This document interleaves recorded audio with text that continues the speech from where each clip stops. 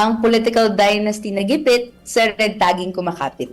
Yun naman ang pinakasimple na response natin dahil proud kami sa track record namin na lahat po ng may bahid ng katiwalian, lahat ng may bahid na may polisiya na hindi naman pinagsisilbihan ang mamamayang Pilipino, kinikriticize natin yan. Wala pong special, wala pong pinapalagpas, bagkus lahat ng ngayon yung ina-uncover natin yung corruption, lahat ng sangkot dapat managot. And included pa rin dito sa usapin si Vice President Sara Duterte na yung kanyang confidential intelligence funds misuse ay hindi pa rin niya nasasagot ng maayos at pinagtatakpan pa rin siya ng mga kaalyado niya sa Senado even na ngayon napalagpas yung OVP budget ng niraratsada, no?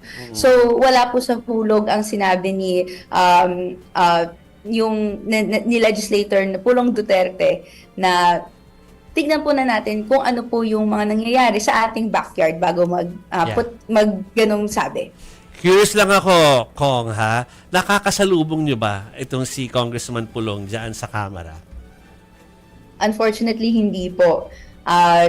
Known po among, even in public knowledge na, and of his own admission, na hindi po siya pupunta sa House of Representatives.